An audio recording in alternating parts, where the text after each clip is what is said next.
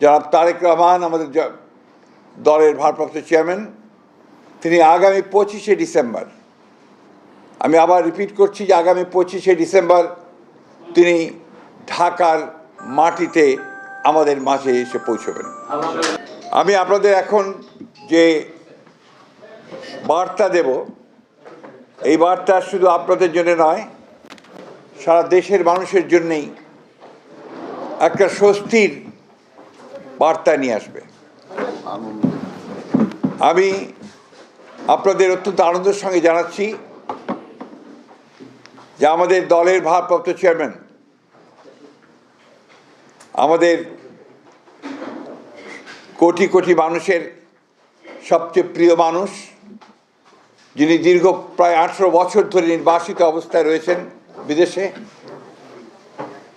এবং বিগত প্রায়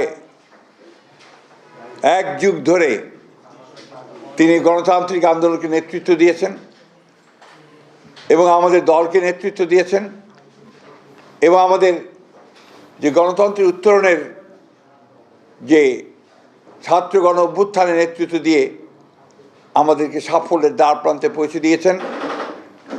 আমাদের সেই সংগ্রামী নেতা, এই দেশের গণমানুষের অত্যন্ত প্রিয় মানুষ জনাব তারেক রহমান আমাদের দলের ভারপ্রাপ্ত চেয়ারম্যান, তিনি আগামী 25শে ডিসেম্বর, আমি আবার রিপিট করছি যে আগামী 25শে ডিসেম্বর তিনি ঢাকার মাটিতে আমাদের মাঝে এসে পৌঁছবেন।